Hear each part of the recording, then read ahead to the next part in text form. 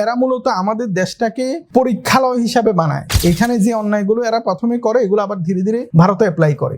তো এই কাজগুলো করে ভারতে সরকার এভাবে সরানো যায় না, যেটা বাংলাদেশে সম্ভব। ভারত তো একটা না, বিশাল অঞ্চল নিয়ে ভারত। অবশ্যই আন্দোলনটা বড় হচ্ছে, কিন্তু এটা সরকার পতনের মতো আন্দোলন না, এবং এটা করতেছেও না। এরা তো ছোট দাবি করছে হলো শিক্ষামন্ত্রীর পদত্যাগের দাবিটা। কংগ্রেসের সময় আমাদের বিডিআ গণহত্যা হয়েছে, এগুলো কংগ্রেসের কাজ। রাহুল গান্ধীর বাবাই বাবরি মসজিদ ঝামেলাটা বড় করছে। ভারত এখানে আওয়ামী লীগের ক্ষেত্রে বিজেপি কংগ্রেস একই রকম। আমাদের দেশে যা যা ঘটাইছে এক সময়, প্রত্যেকটা জিনিস এখন কংগ্রেসের সাথে ঘটতেছে। আমাদের দেশে এই ককরোচ পার্টিকে নিয়ে অতি উল্লাস দেখা যাচ্ছে, এটা মোদি পতন হয়ে যাচ্ছে, মনে হইতেছে এই মুহূর্তে পতন হয়ে যাবে। এগুলো ট্রলিং এর জন্য ঠিক আছে, বাস্তব কথা হলো মোদির পতন হবে কিভাবে? ভারতের সেনাপ্রধান চাইলেও ক্ষমতা নিতে পারবে না। ভারতের সেনাবাহিনী 70-75 বছর যাবত কখনো রাজনীতিতে আসেনি। এটা পাকিস্তান আর বাংলাদেশের সেনাবাহিনীর মতো অবস্থান। আসসালামু আলাইকুম প্রিয় দর্শক, স্বাগত জানাচ্ছি ইনসাফের নিয়মিত আয়োজন সম্পাদকীয় দৃষ্টিকোণ অনুষ্ঠানের আজকের পর্বে। আমরা এই অনুষ্ঠানে চলমান বিভিন্ন গুরুত্বপূর্ণ বিষয় ইনসাফ সম্পাদক সৈয়দ মাহফুজ খন্দকার স্যারের মতামতকে তুলে ধরার চেষ্টা করি। আজকে সেই ধারাবাহিকতা আমরা কথা বলবো ভারতে চলমান ককরোচ জনতা পার্টির আন্দোলনকে নিয়ে। স্যার, শুরুতেই যে বিষয়টায় একদম আসতে চাই, ভারতে আন্দোলন চলতেছে, ছাত্র আন্দোলন করতেছে প্রশ্ন ফাঁস এবং ভারতের ভারতের শিক্ষামন্ত্রীর পদত্যাগের দাবিতে। এই আন্দোলনটাকে আপনি কিভাবে দেখেন? বাংলাদেশের অনেকে এটাকে মোদি পতনের আন্দোলন হিসাবে দেখতেছে, আপনি এটাকে কিভাবে দেখেন? আসলে বাঙালি তো অনেক কিছুই দেখে, একটু বেশিই দেখে মাঝে মাঝে। দেখো, প্রথমত আন্দোলনটা ককরোচ জনতা পার্টি, এটা একটা কমেডি ধরনের স্যাটায়ার। এটা কৌতুক করে তৈরি করা একটা ফেসবুক সোশ্যাল মিডিয়া গ্রুপ। ফেসবুকটা সোশ্যাল মিডিয়া, ওরা ফেসবুকের চেয়ে টুইটারে একটি বেশি। ককরোচ মানে তেলাপোকা, তো সবাই জানে ইংরেজিতে। একটা আদালতে শুনানির সময় বর্তমান ভারতের যিনি প্রধান বিচারপতি, আদালতে শুনানি চলাকালে বেকারদের প্রসঙ্গে কথা ওঠাতে তিনি এই বেকারদেরকে তেলাপোকার সাথে তুলনা করছেন, যারা তেলাপোকা। তো এই জিনিসটা যেদিন ঘটছে, এরপরেই অভিজিৎ, সম্ভবত তার নাম অভিজিৎ দীপকে, সে একসময় আম আদমি পার্টির সাথে যুক্ত ছিল, সে আমেরিকায় থাকে। তো সে বিজেপিকে নকল করে সিজিপি নামে একটা ককরোচ জনতা পার্টি, তেলাপোকা জনগণ দল জনতা পার্টি। তো এটা সে টুইটারে এই নামে একটা অ্যাকাউন্ট খুলে এটা নিয়ে বেশ কিছু ফানি পোস্ট দিছে। খুব অল্প সময়ে এটা মিলিয়ন ফলোয়ার হয়ে গেছে ইনস্টাগ্রাম এবং টুইটারে। তো এদের প্রথম ইয়েটা ছিল একটা প্রতিবাদ স্বরূপ। আর এইখানে যখন এরা সত্যিকার অর্থেই একটা বড় প্ল্যাটফর্ম হয়ে গেছে, বলা হয় যে বিজেপি হলো বিশ্বের সর্ববৃহৎ রাজনৈতিক দল, সবচেয়ে বড়। তো বিজেপির ওই নামটাকে, ওই ধরনটাকে নকল করে ওরা এটা চালানোতে সরকারের শুরু থেকেই অপছন্দ হয়েছে। তো এরা অল্প সময়ে বেশ জনপ্রিয় হয়ে যায় এবং এরা নিজেদের কিছু দাবিও নিয়ে আসে। এর মধ্যে প্রধানতম দাবি হলো, এটা কিন্তু ঘটনাটা আর একটু আগের, ককরোচ জনতা পার্টিটা আর একটু আগে গঠন করা হয়েছে, যেখানে সরকার নিয়ে সমালোচনা হচ্ছিল। এরপরে আরেকটা ঘটনা, দুইটা একসাথে মিলে যাওয়াতে এরা এখন মাঠে আসছে। তো সিজিবি গঠনের পরেই সরকার প্রতিক্রিয়া দেখাইছে, এদেরকে ব্যান করে দিচ্ছে টুইটার থেকে, অ্যাকাউন্ট ডিলিট করে দেওয়া হয়েছিল, নানা রকম হয়েছে। পরে এরা মাঠে আসছে হলো, আমাদের দেশে যেমন বিসিএস ক্যাডার হয়, তারপর সরকারি যে মেডিকেলের ভর্তি পরীক্ষা হয়, এ ধরনের ওইখানে বেশ কিছু পরীক্ষা আছে। তো ওই একটা পরীক্ষায় ওই ধরনের পরীক্ষাগুলোতে বারবারই ফাঁস হচ্ছিল, প্রশ্নপত্র ফাঁস হচ্ছিল, এবং এটা মোদি গভর্নমেন্ট আসার পর থেকে অনেক বেশি হচ্ছিল। তো ভারতে, আমাদের দেশে এটা কম, ভারতে এই ধরনের ঘটনাগুলোতে এটাও যে এখানে একটা ইসলামী ইস্যু আসবে, এদের মধ্যে দেখবা আত্মহত্যার প্রবণতা অনেক বেশি, ব্যর্থতা মানে আত্মহত্যা চলে আসে। তো বাংলাদেশেও আছে, বাংলাদেশেও ধার্মিকতা যে অঞ্চলগুলোতে কম, যে ঘরানাগুলোতে কম, এখানে দেখবা আত্মহত্যার প্রবণতা অনেক বেড়ে যায়।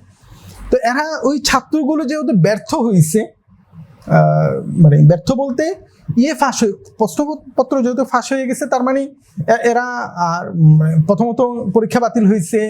তো এদের মধ্যে যে হতাশা কাজ করছে, হতাশা থেকে বেশ কিছু ছাত্র আত্মহত্যা করছে। তখন সরকারি দল, মানে বিরোধী দল, সবগুলো বিরোধী দল, ভারতে তো অনেকগুলো বিরোধী দল, সবগুলো বিরোধী দলের পক্ষ থেকে এবং সুশীল সমাজের পক্ষ থেকেও ভারতের যিনি শিক্ষামন্ত্রী তার পদ থেকে দাবি করা হয়েছে, ধর্মেন্দ্র প্রধান ওর নাম। তো কিন্তু মোদী সরকার হাসিনার মতোই, মানে প্রচন্ড অ্যাগ্রেসিভ। হাসিনার মতো বললে ভুল হবে, বলা যায় যে মানে এটা আলোচনায় ইনশাল্লাহ আসবে। এরা মূলত আমাদের দেশটাকে মানে পরীক্ষালয় হিসাবে বানায়। এখানে যে অন্যায়গুলো এরা প্রথমে করে, এগুলো আবার ধীরে ধীরে ভারতে অ্যাপ্লাই করে। তো এই কাজগুলো করে, ওই কাজটা ওখানে বাংলাদেশে অ্যাপ্লাই, মানে শুরুতে ট্রাই করে দেখে এই জিনিসটা ওখানে ঘটে। ওটা আমি আসতেছি, এটার সাথে এটা যুক্ত। তো পদত্যাগ তো করতেছেই না, বরং উগ্রতা দেখাচ্ছে। এরপরে এরা ককরোচ জনতা পার্টির যে সে ঘোষণা দিল যে আমি আমেরিকা থেকে, তাকে বারবার বলা হচ্ছিল তুমি তো আমেরিকা বসে, তুমি তো মানে ইন্ডিয়াতেই আসতেছো না, তুমি এটা নিয়ে কথা বলার কি। তো সে আমেরিকা থেকে ইয়েতে আসে এবং দিল্লির যে যন্তর মন্তর, একটা আমাদের যেমন পল্টন ময়দান এমন আর কি, বা সোহরাওয়ার্দীর মতো বলবো না, এটা পল্টন ময়দানের মতো, শাহবাগ না, হ্যাঁ শাহবাগের মতো অনেকটা, তবে না শাহবাগের মতো না, শাহবাগ তো চত্বর, ওটা চত্বর না, ওটা একটা ময়দান, এটা মাঠ, পল্টন মাঠ যেমন আমাদের ছিল এমন, যেখানে চলাচলের না, এটা হলো প্রতিবাদের জন্যই মাঠ। এটা সংসদের খুব কাছে, যেমন একসময় পল্টন ময়দান যেটা ছিল আর কি, এখন তো নাই, পল্টন ময়দান তো এখন শেষ করে দিচ্ছে। তো ওরকম যন্তর মন্তর, এটা অনেক আগে থেকে ওখানে প্রতিবাদগুলো ওখানেই হয়। যন্তর মন্তরে যায় ওরা প্রতিবাদের ডাক দিচ্ছে। শুরুতে কিছু জমাইছে, কিন্তু যেটা সোশ্যাল মিডিয়া জমাইছিল ওটা পারেনি, খুব অল্প লোক আসছে ওরা। এরপর ওরা লাগাতার কর্মসূচি দিচ্ছে। ওরা এর মধ্যে ফুংচু ওয়াংচু সম্ভবত নাম, ফুংকু ওয়াংচু বা শিক্ষক ওয়াংচু, সে লাদাখের, সে ভালো পরিচিত হলো কুংচু ওয়াংচু, কি যেন নামে, নামটা ভুল করতেছি হয়তো, ফুংচু ওয়াংচু সম্ভবত নাম। সে লাদাখ যে অঞ্চল, ওই অঞ্চলের পাহাড়ি মানুষ। তাকে নিয়ে মুভি তৈরি হয়েছিল, যে আমির খান যে মুভিটাতে অভিনয় করছে, যদিও এখন আমির খান বলতেছে যে না, সেই মুভি তাকে নিয়ে না, কিন্তু আমরা এত বছর এটাই বলা হয়েছে। সে বিজ্ঞানী, শিক্ষাবিদ এবং জনগণকে নিয়ে কাজ করে। কিছুদিন আগেও সে জেলে ছিল। আমাদের আন্দোলনের পরে ওখানে একটা আন্দোলন হচ্ছিল, ছাত্র আন্দোলন লাদাখে, তাদের অধিকারের জন্য তাকে গ্রেপ্তার করা হয়েছিল। যাই হোক, তো তারপর সে আন্দোলনে এসে যোগ দেয়, তো এবং যোগ দিয়ে সে অনশনে বসে। তো সে আন্তর্জাতিকভাবে বেশ পরিচিত লোক। নোবেলের পরে আরেকটা কি পুরস্কার আছে যেন, সে পুরস্কারটা সে পাইছে। তো এই জনপ্রিয় লোকটা আসার কারণে আন্দোলনটা আর একটু ফোকাস পায়, কারণ ভারতের মিডিয়া শেষ, একেবারে জিরো করে দিয়েছে। হাসিনা যেরকম মিডিয়া শেষ করে দিয়েছে, ভারতে এর চেয়ে ভয়াবহ অবস্থা। ভারতের মিডিয়াকে বলা হয় গদি মিডিয়া। এটা ভারতের একজন সিনিয়র সাংবাদিক, যিনি এনডিটিভিতে একসময় বড় দায়িত্বে ছিলেন, রবিশ কুমার এই নামটা দিচ্ছে যে গদি মিডিয়া। আমাদের দেশে অনেকে হয়তো জানে না, মানে গদি মিডিয়া বলে। গদি মিডিয়া হলো, গোদ মানে হলো মানে কোল আর কি, মানে কোলের মিডিয়া। বাংলায় যদি এটাকে বলা হয়, বাংলায় হবে কোলের মিডিয়া, মানে যেটা মোদির কোলে বসে গেছে, মানে মোদির গোদে বসে গেছে, গোদ বলা হয়, কোলকে হিন্দিতে গোদ বলা হয়। তো গদি মিডিয়া হয়ে যাওয়ার কারণে আন্দোলনগুলো কোনো জিনিসের সামনে আসতেছিল না সেভাবে। তো এই কারণে আন্দোলন মানে সেভাবে ফোকাসও হচ্ছিল না। কিন্তু ওই যে ফুংচু ওয়াংচু, আমি নাম ভুলও করতে পারি, কুংচু ওয়াংচু বা ফুংচু ওয়াংচু হবে, সে যখন অনশনে বসছে অনেক দিন হয়ে গেল, মানে তার সর্বশেষ যে ভিডিও সে সোশ্যাল মিডিয়ায় ছাড়ছে, ওটার মধ্যে সে বলতেছে সে আর 20% জীবিত আছে। মানে এটা হলো আমরণ অনশন। সে মানে যতক্ষণ সরকার দাবি না মানবে ততক্ষণ পর্যন্ত অনশনে থাকবে, মৃত্যু পর্যন্ত। তো এই অবস্থায় মানে এটা নিয়ে সোশ্যাল মিডিয়ায় যখন ভাইরাল হয়ে যাচ্ছে তার বিষয়টা, এটা আবার ফোকাসে আসছে এবং এক পর্যায়ে যখন এটা আবারও জমতেছিল, সরকার পুলিশ দিয়ে, দিল্লি পুলিশ তাকে মানে সাদা কাপড় দিয়ে পুরো 4-5টা করে তাকে এক ধরনের কিডন্যাপ করে নিয়ে চলে গেছে, মঞ্চ থেকে নিয়ে হাসপাতালে নিয়ে চলে গেছে। এরপরে আন্দোলনটা কমার পরিবর্তে এটা বাড়া শুরু হয়েছে, বাড়তে বাড়তে এখন যে জায়গায় চলে আসছে। এইটা আসলে কিসের আন্দোলন? আমাদের দেশে তো সবকিছুকে একটু বাড়ায় বলা, সবকিছুকে জুলাই বানায় দিচ্ছে, আবার কেউ কেউ তো একেবারে কালেমার পতাকা লাগাই দিচ্ছে। খুবই হাস্যকর বিষয়গুলো। প্রথম হলো, আন্দোলনটা হলো শিক্ষামন্ত্রীর পদত্যাগের দাবিতে আন্দোলন। এই আন্দোলন মানে যেমন ঠিক আছে, বাংলাদেশেও কিন্তু স্বরাষ্ট্রমন্ত্রীর পদত্যাগ চাওয়া হয়েছিল, ওখানে আবার স্বরাষ্ট্রমন্ত্রীর পদত্যাগ চাওয়া হচ্ছে। এই আন্দোলন কংগ্রেস চাইছে, হ্যাঁ স্বরাষ্ট্রমন্ত্রী, হ্যাঁ স্বরাষ্ট্রমন্ত্রীর পদত্যাগ। এখন আন্দোলনের যেটা হয়েছে, এদের আন্দোলনটা হলো শিক্ষামন্ত্রীর পদত্যাগ, যে ধর্মেন্দ্র প্রধান তার আমলে যেহেতু এগুলো হচ্ছে। এই আন্দোলনে যারা নেতৃত্ব দিচ্ছে এরা কখনোই এটা বলতেছে না যে আমরা সরকারকে সরাবো। আর আরেকটা বিষয় হলো, ভারতের সরকার এভাবে সরানো যায় না যেটা বাংলাদেশে সম্ভব। এই বিষয়টা আগে বুঝতে হবে। ভারতে আসলে ভারত তো একটা না, মানে বিশাল অঞ্চল নিয়ে ভারত। দিল্লিতে সরকার পতন হলে, মানে ধরো দিল্লি পুলিশের উপরে হলে, দিল্লির সরকার আছে আলাদা, দিল্লিতে কিন্তু আলাদা সরকার আছে, যেটা স্টেট আলাদা রাজ্যে আলাদা। হ্যাঁ, দিল্লিতে একটা রাজ্য, এর রাজ্য সরকার আছে। তো পতন হলে এই সরকার ওই সরকারের হবে। তো আর আন্দোলনটা অবশ্যই আন্দোলনটা বড় হচ্ছে, কিন্তু এটা সরকার পতনের মতো আন্দোলন না। সরকার পতনের যে আন্দোলন, এবং এটা করতেছেও না, এরা তো ছোট দাবি করছে হলো মানে খুবই শিক্ষামন্ত্রীর পদত্যাগের দাবিটা। আচ্ছা, শিক্ষামন্ত্রীর পদত্যাগের পাশাপাশি এখানে যখন ভারতের বিরোধী দলের নেতা রাহুল গান্ধী এবং প্রিয়াঙ্কা গান্ধী দুই ভাই বোন এই অনুষ্ঠানে এই শরিক হয়, তো ওইখানে তারা মোদির বাসভবনের সামনে অবস্থান নেয়। তো এতে করে তাদের উপরে প্রচুর মানে হামলা হয়। রাহুল গান্ধীর উপরে যেটা হয়, এটা একেবারে খুব ভয়াবহ লেভেলের। তাকে টেনে হিঁচড়ে নিয়ে গেছে, তার কাপড় ছেড়ে ফেলছে। তো এগুলো নিয়ে সংসদে আলোচনা হচ্ছে। এটা আন্দোলন, ভালো লেভেলের আন্দোলন হচ্ছে।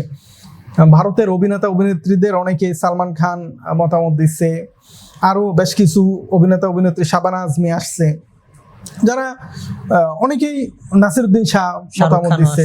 শাহরুখ খান আসে নাই, এটা একটা মানে অপপ্রচার, মানে বাঙালি সবকিছুতে প্রচার, একটা ভিডিও কাট করে এখানে যুক্ত করে দিচ্ছে শাহরুখ খান আসছে, সালমান, কেউ আসে নাই।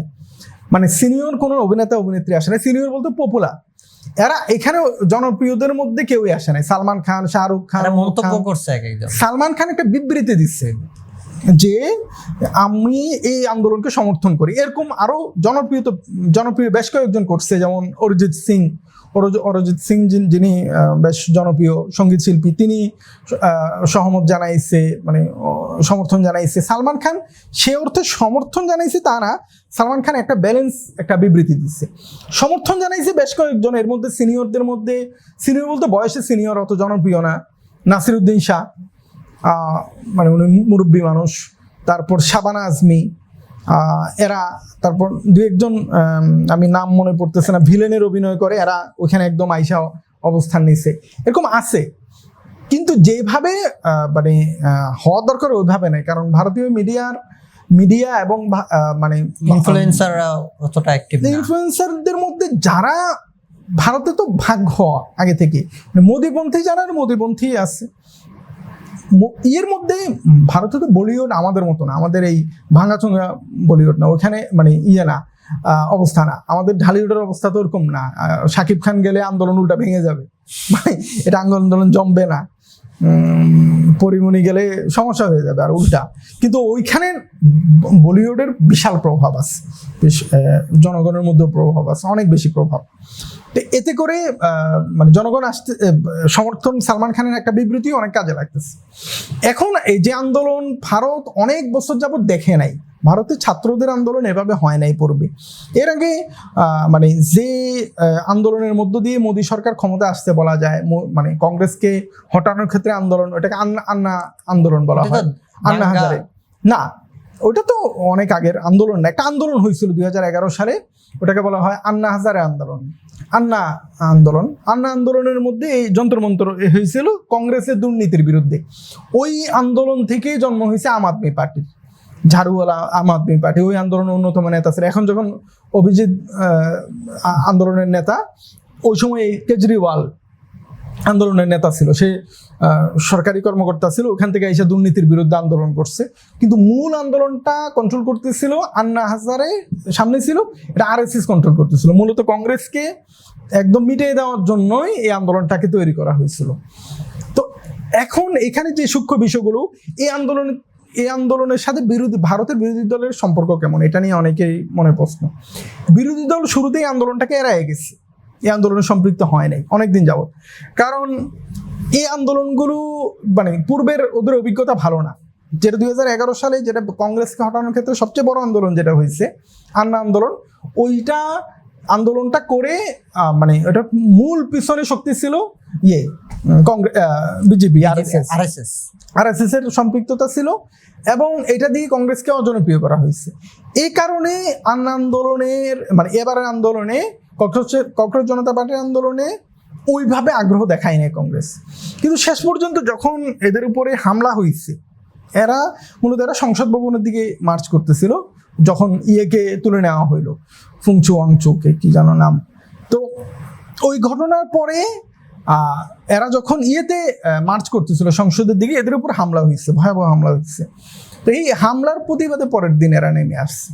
তো এখন আন্দোলনটা অনেক বড় হয়েছে, মানে এটা কল্পনাতীত বড় হয়েছে। কারণ ভারতের মোদির কিন্তু মূল শক্তি হলো এই ভারতের তরুণরা, এদেরকে সেই উগ্রবাদী হিসাবে তৈরি করতে পারছে।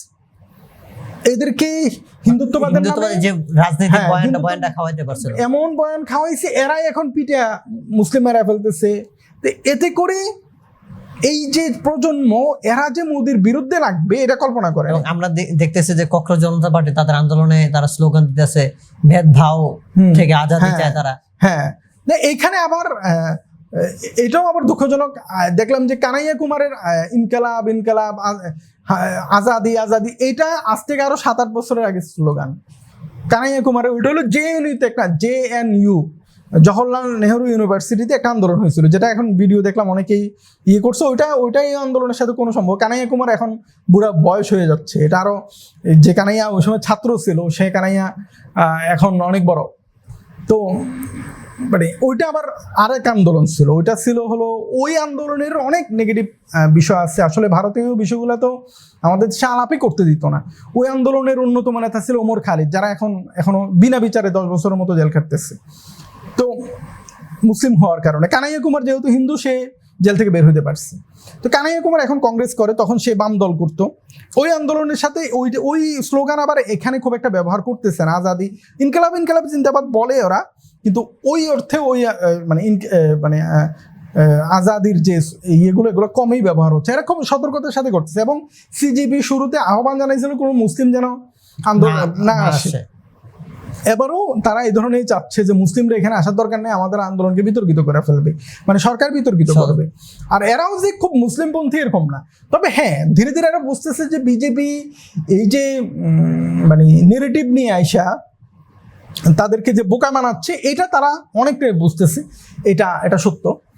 কিন্তু বিষয়টা এখনো ভারতের জনগণ ওইভাবে জাগছে এটা বলা যায় না। মানে এখান থেকে সরকার পতন আর না, এগুলো বিজেপির যে বয়ানটা আছে, বয়ানটা তো দুর্বল হবে কিছুটা। না, এগুলো শোনো, এরা তো মানে ভালো তো করে নাই। সে এবার লোকসভা মানে মূল যে লোকসভা নির্বাচন, মোদি কিন্তু ভালো করে নাই।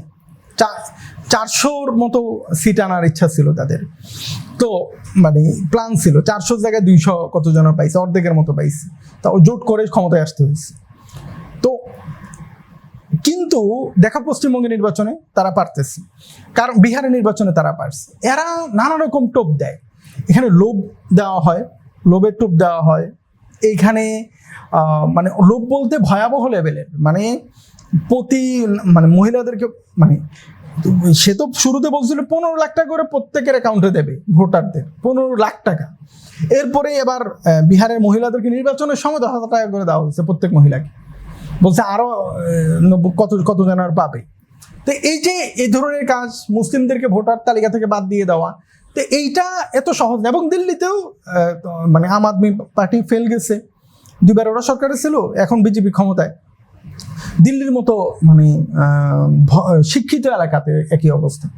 কারণ এখানে হিন্দুত্ববাদের এমন এক বয়ান চালানো হয়, ভোটটা ওরা ওদেরকে দিয়ে দেয়, মানে হিন্দু খাতরে মেয়ে, মানে হিন্দু বিপদে আছে, হিন্দু বিপদে আছে এই কথা বলে ওরা ভোট নিয়ে নেয়। তো মোদির বয়ান অবশ্য দুর্বল হয়েছে, মোদির বয়সও অনেক হয়ে গেছে, মোদির বয়ান তো মূল না এইখানে না, এখন মোদি মূল। মোদি মানে আরএসএস তো অবশ্যই মূল ভূমিকায় থাকে, কিন্তু ওদের পোস্টার বয় হলো মোদি। এখন মোদির চাইতে তো আরো হিংস্র নেতা সামনে আনতে পারে। মোদির চাইতে হিংস্র নেতা মানে আনতেছে অলরেডি ওরা। যোগী আদিত্যনাথ, যে উত্তরপ্রদেশের যিনি মুখ্যমন্ত্রী, তারপরে যে যোগী আদিত্যনাথ, পশ্চিমবঙ্গের পাগলা যে শুভেন্দু আসলে উগ্র না, শুভেন্দু হলো সুবিধাবাদী। শুভেন্দু সে অর্থে উগ্র এমন না, এগুলো হলো কংগ্রেস থেকে যাওয়া। অমিত শাহ হিংস্র, মানে ভেতর থেকে যেগুলো হিংস্র, ওদের মানে হিন্দুত্ববাদী ভারতীয় এখন যেগুলো উদার, এগুলো কট্টর হয়ে যায়। যেমন আমাদের দেশে যেটা চলতেছে, আমাদের দেশে মানে বড় একটা অংশ দেখবা কংগ্রেস প্রেমী, ইসলামপন্থীদের মধ্যে একটা বড় অংশ দেখা যায়। প্রশ্নটা আসতেছে মানে কংগ্রেস প্রতি একটা মানুষের একটা ইয়া তৈরি হয়েছে, সফটনেস। আসলে এটা কি না জানার কারণে, কংগ্রেসকে না জানার বলতে মাজলুম হওয়ার কারণে না? কংগ্রেসের বিষয়টা হলো আমাদের মানে এখানে কয়েকটা বিষয় আছে। একটা হলো কংগ্রেস ভারতের প্রেক্ষাপটে চিন্তা করলে এক ধরনের, বাংলাদেশের প্রেক্ষাপটে চিন্তা করলে আরেক ধরনের। প্রথমত কংগ্রেস, আমাদের দিকটা যদি আগে দেখি, কংগ্রেস এখন ফসল ভোগ করতেছে। কংগ্রেসই বাংলাদেশকে এই জঘন্য ব্যবস্থার মধ্যে নিয়ে গেছে কংগ্রেস। হাসিনাকে হাসিনারা তো বসেছে কংগ্রেস, মানে কংগ্রেস শুধু বসানো না, 14 পর্যন্ত কংগ্রেস মানে কংগ্রেসই হাসিনাকে পূর্ণ সমর্থন দিয়ে বাংলাদেশের যত জুলুম হয়েছে এবং কি সে শাপলা চত্বর হত্যাকাণ্ড, এগুলোর পিছনে কংগ্রেসের একটা মানে বড় হাত আছে। কংগ্রেস এই দেশ মানে বাংলাদেশকে ধ্বংস করার ক্ষেত্রে, কংগ্রেসের সময় আমাদের বিডিআর গণহত্যা হয়েছে, এগুলো কংগ্রেসের কাজ। কংগ্রেস মানে ভয়ঙ্করতম জুলুম, মানে এরা আমাদের জন্য মোটেও ভালো কেউ না। এরা এই নীতির ক্ষেত্রে কংগ্রেস আর বিজেপির মধ্যে কোনো ভিন্নতা নাই, এরা সেম, একই রকম। ভিন্নতা যেটা আসছে তা হলো মানে যদি সেই অর্থে মানে কিছুটা ভিন্নতা পাওয়া যায় হলো ভারতের ক্ষেত্রে। ভারতে কংগ্রেস আর মানে বিজেপির মধ্যে পার্থক্য আছে। বিজেপি হলো উগ্র হিন্দুত্ববাদী দল, আর কংগ্রেস অনেকটা সফট হিন্দুত্ববাদ লালন করে। এরা যে একেবারে হিন্দুত্ববাদ বিরোধী তা না। এদের সময় এই রাহুল গান্ধীর বাবাই বাবরি মসজিদ মানে ঝামেলাটা বড় করছে 80-র দশকে। এগুলোর অনেক ঘটনা আছে। এরাই কাশ্মীরের উপরে জুলুমের নেতৃত্বের একটা বিষয়, যেমন রাহুল গান্ধী আসছে, এখন তো তাদের চিন্তা কিছুটা চিন্তার কোনো পরিবর্তন নাই। এরা হাসিনার, বাংলাদেশের ক্ষেত্রে হাসিনার, হ্যাঁ এইটা ঠিক যে রাহুলের চিন্তার মধ্যে, এটা এখনকার জন্য বলবো না, আগে থেকেই সে উইকিলিক্সের এক ফাঁস হওয়া তথ্যের মধ্যে সে বলছে আমাদের জন্য ইসলামপন্থীগুলা সংগঠনগুলো যতটা বিপজ্জনক, মানে হিন্দুত্ববাদী সংগঠনগুলো এর চেয়ে বেশি বিপদ মানে হিন্দুস্তানের জন্য। এগুলো মানে ওর মধ্যে কিছুটা একেবারে নাই সমচ এরকম বলবো না, কিন্তু এরা সে অর্থে মানে প্রো মুসলিম নেগেটিভের এরকম না। এরা মুসলিমদের ভোট নেয়। এখন ভারতীয় মুসলিমরা কংগ্রেসকে সমর্থন করে পূর্ণ। কেন? কারণ ভারতের মুসলিমরা মানে বাঁচার জন্য কোনো একটা রাস্তা খোঁজে। মানে এরা আজীবনে কংগ্রেসকে ভোট দিয়ে আসছে। ভারতের মুসলিমরা সেই 47-এর পর থেকে কংগ্রেসপন্থী হিসাবে আছে, কিন্তু লাভ হচ্ছে না। এই জন্য মাঝে মাঝে একটু বিপরীত দেখা যায়। যেমন আমরা আসাদুদ্দিন ওয়েসির মূল নেগেটিভটাই হলো কংগ্রেস বিরোধী। এদের আসাদুদ্দিন ওয়েসির কথা হলো বিজেপিতে বিরোধী, এটা সবাই জানে, কিন্তু কংগ্রেসেরটা মানুষ জানে না বলে কংগ্রেস থেকেও বের হওয়া উচিত আমাদের, এটা আসাদুদ্দিন ওয়েসির ইয়ে। তো কংগ্রেস দুইটা বিষয়, একটা হলো আমাদের জন্য কংগ্রেস বিজেপির চেয়ে কোনো অংশে ভালো নাই বাংলাদেশের জন্য। এরা বাংলাদেশের ক্ষেত্রে বিজেপি যেমন, এগুলো পুরোটা মানে এদের পররাষ্ট্রনীতি সরকার নিয়ন্ত্রণ করে না, নিয়ন্ত্রণ করে একটা পক্ষ আছে, সাউথ ব্লক থেকে নিয়ন্ত্রণ করে, ওদেরও একটা আলাদা বিভাগ আছে এগুলো দেখার জন্য। কিন্তু ইয়ের বিষয়টা ভিন্ন, মানে অভ্যন্তরীণ বিষয়ে ভিন্নতা আছে। অভ্যন্তরীণ বিষয়ে কংগ্রেসের তুলনায়, বিজেপির তুলনায় কংগ্রেস তুলনামূলক ভালো, কিন্তু এই ভালোটা আসলে খুব বেশি ফায়দা দেয় যে এরকম মনে হয় না। এটা হলো অনেকটা ঘুম পাড়ায় রাখার মতো। আর কংগ্রেস যদি আগামীতে শিক্ষা নেয় সেটা ভিন্ন কথা। তুলনামূলক মানে ইসলামপন্থী মানে মুসলিমদেরকে তুলনামূলক আরো বেশি গুরুত্ব দেওয়া হলো ভারতে এখন তৃতীয় যেটা বড় দল সপা, সমাজবাদী পার্টি, যেটা অখিলেশ যাদব, যেটার বর্তমান প্রধান। মোলায়েম সিং যাদব ছিল এটার এক সময় প্রধান, বর্তমান অখিলেশ যাদব এটার প্রধান। লাল টুপি পরে ওরা, ওই মানুষ আরো সহজে বুঝতে পারবে হলো জয়া বচ্চন যে দলের হয়ে কংগ্রেসে মানে সংসদে কথা বলে। তো এরা তুলনামূলক মানে ভালো। এখন যদি আসি যদি কংগ্রেস কখনো ক্ষমতায় আসে সামনে, তাহলে কি ভারতের পররাষ্ট্র নীতিতে বাংলাদেশ নিয়ে কোনো পরিবর্তন আসবে কিনা? কোনো বাংলাদেশ নিয়ে ওরা তো আর হাসিনার সাথে মোদির ব্যক্তিগত সম্পর্ক নাই কোনো। আমরা তো বলি সেটা ঠিক আছে, মোদির সাথে ব্যক্তিগত সম্পর্ক হলো কংগ্রেস পরিবারের, মানে এটা হলো পারিবারিক সম্পর্ক। মুজিব ইন্ডিয়া সম্পর্ক থেকে অনেকটা মায়ের মতো আশ্রয় দিছিল ইন্দিরা গান্ধী হাসিনাকে ফার্স্ট টাইম। এখন রাহুলরা এতই সম্পর্ক যে হাসিনা যখন ইয়েতে যেত, ইন্ডিয়া যেত, রাহুল গান্ধী আর হাসিনা অন্য কোনো কাউকে এভাবে জড়াইয়া ধরার রেকর্ড খুব কম, একদম কোলাকুলি করা, যেটা ওইটা হলো ওদের কিছু স্টাইল আছে পশ্চিমা, এটা ইয়ের ক্ষেত্রে করতে দেখা গেছে। কানাডার তৎকালীন জাস্টিন ট্রুডোর সাথেও দেখা গেছে। কিন্তু তোমরা দেখবা যে একেবারে খুব ঘনিষ্ঠ একদম আত্মীয়র মতো আচরণ করা হলো ইয়ের সাথে, রাহুল গান্ধীর সাথে। কারণ রাহুলদের সাথে সম্পর্কটা হলো অনেকটা খুবই আত্মীয়তার। এখন বয়সে যে আহামরি পার্থক্য তা না, রাহুলের 60 হয়ে যাচ্ছে প্রায়, তারপরে ভাতিজা টাইপের সম্পর্কে। এখন তো অনেক কংগ্রেস নেতাকে বলতে শুনি যে আগে যদি বাংলাদেশিদেরকে ভাগাইতে হয় তাহলে আগে হাসিনাকে ভাগানো। না, এইটা কথা বলার জন্য বলা, কংগ্রেসরাও তো বেশি বলে না এই কথা বলে হলো এই আসাদুদ্দিন ওয়াইসির দল, ওরাই বলে। কংগ্রেস হাসিনার ব্যাপারে খুবই আন্তরিক, বরং যখন হাসিনা এখান থেকে গেছে ওরা যৌথ মিটিং করছে, কংগ্রেস বিজেপি মিটিং করে সমর্থন দিচ্ছে। হ্যাঁ, সমর্থন দিচ্ছে। এবং যাই দেখো কংগ্রেসের সাথে পারিবারিক সম্পর্ক, এটা পরিবারের সম্পর্ক হাসিনার সাথে। আর বিজেপির সাথে সম্পর্কটা হলো স্বার্থের। ভারত এখানে আওয়ামী লীগের ক্ষেত্রে বিজেপি কংগ্রেস একই রকম। কংগ্রেসের শিক্ষা নেওয়া উচিত। আমাদের দেশে যা যা ঘটাইছে এক সময়, প্রত্যেকটা জিনিস এখন কংগ্রেসের সাথে ঘটতেছে। আমাদের দেশে বিরোধী দলের বাংলাদেশের বিরোধী দলের সাথে যা যা ঘটাইছে হাসিনার মাধ্যমে ভারত, প্রত্যেকটা জিনিস এখন ওখানে ঘটতেছে, কংগ্রেসের সাথে ঘটতেছে।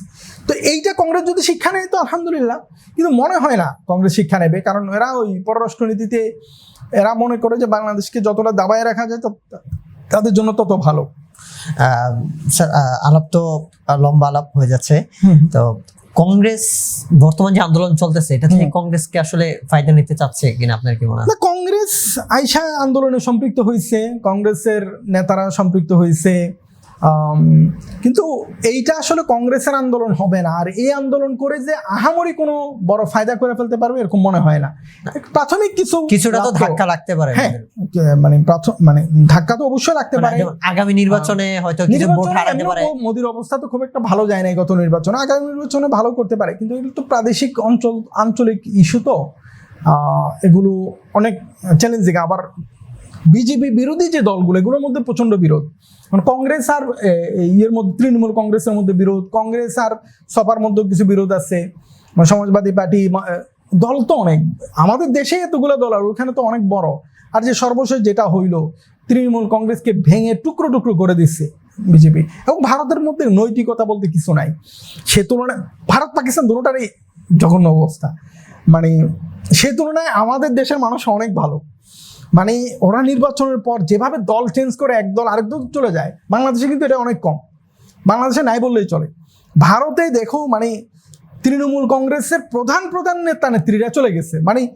ওদেরই 19 জন 27 জন না 28 জন যেন সংসদ সদস্য ছিল, 28 জন সম্ভবত, 28 জন থেকে 19 জন চলে গেছে বিজেপির কাছে, মমতার দলের। এবং যেগুলো সারাক্ষণ মোদিকে গালি দিত, যেমন সায়নী ঘোষ নায়িকা ছিল এক সময়, সে, তারপরে আরো মানে বড় বড় নেতা নেত্রীরা, এবং মুসলিমরা পর্যন্ত চলে গেছে। ভারতের নৈতিকতা জিরো। আমাদের সেই তুলনায় বাংলাদেশের মানুষের নেতা নেত্রীদের নৈতিকতা ভারতের তুলনায় অনেক ভালো। স্যার, এখানে যেহেতু তৃণমূল কংগ্রেসের বিষয়টা আসছে, এটা দিয়ে শেষ করতে চাই। সর্বশেষ যে হারটা হলো পশ্চিমবঙ্গে তৃণমূলের মমতা বন্দ্যোপাধ্যায়ের দলের, তো এটাকে আসলে আপনি কিভাবে, এটা কি মোদির সেই পলিটিক্যাল বয়ানের কাছে তা হাইরে? না, বয়ান না, এটা বয়ান কিছু না, বয়ান না, এটা পুরো ভুল বলতে কিছু না। এটা মূল হলো এটা তো ভোট কাটা হয়েছে, লক্ষ লক্ষ 19 লাখ সম্ভবত ভোটার, মানে প্রত্যেক আসনে যে মুসলিম ভোটার, এদের ভোটার বাতিল করা হয়েছে, ভোটারই বাতিল করে দেওয়া হয়েছে। এমন না যে ভোট মানে ভোট দিতেই দেয় না এদেরকে। মমতারও ভুল আছে, মমতার ভুল না থাকলে একচেটিয়া এভাবে সম্ভব হতো না। মমতা মুসলিমদেরকে শুধু ভোট ব্যাংক হিসাবে ব্যবহার করে, আর ওইখানে আসলে তোষামতির রাজনীতি চলে, সব পক্ষকে তোষামত করে রাজনীতি করে। এটা আসলে বেশি দিন এমনিও চলবে না। আর যেটা আমাদের দেশে এই ককরোচ পার্টিকে নিয়ে অতি উল্লাস দেখা যাচ্ছে, এটা মোদি পতন হয়ে যাচ্ছে, মনে হইতেছে এই মুহূর্তে পতন হয়ে যাবে, এগুলো ট্রলিংয়ের জন্য ঠিক আছে। বাস্তব কথা হলো মানে মোদির পতন হবে কিভাবে? মোদির পতন হতে হলে তো মানে এটা কিভাবে হবে? মানে একজন তো দেখলাম মানে, এবং ফালতু লোকগুলো স্ট্যাটাসও দিচ্ছে, অনেক ভালো লোক এগুলো শেয়ার দিচ্ছে যে মানে ভারতের সেনাপ্রধান বলছে মোদিকে সরে যেতে, মানে হাস্যকর একটা বিষয় আর কি। মানে ভারতে এই ধরনের কোনো সিস্টেমে নাই। ভারতের সেনাপ্রধান চাইলেও ক্ষমতা নিতে পারবে না, কাঠামোই নাই এটা। ভারতের সেনাবাহিনী 70-75 বছর যাবৎ কখনো রাজনীতিতে আসে নাই। এটা পাকিস্তান আর বাংলাদেশের সেনাবাহিনীর মতো অবস্থা না। ওরা ওদের মিশনে আলাদাই থাকছে। আর আমাদের এইটা অতি আবেগী বাঙালিদের ইয়ের মধ্যে একেবারে মানে ককরোচ পার্টি চলে আসছে, হাসিনাকে মানে মোদিকে এখনই সরাই দিচ্ছে, কোন দেশে যাবে, এগুলো মানে খুবই ফালতু কথা। এরা এই আন্দোলনটাকে পাত্তাই দিচ্ছে না, এটা কোনো আন্দোলনই না। আর ভারতের আন্দোলন তো এক রাজ্যে কেন, এটা তো অসংখ্য রাজ্যে সরাই পড়লেও হবে না। মণিপুর পুরো রাজ্য চলতেছে আজকে, এত বছর যাবত কিছুই হচ্ছে না। এটা কিছুই এগুলা দিয়ে সেই অর্থে কিছুই হবে না। এইটা ওই মজা নেওয়ার জন্যই ঠিক আছে।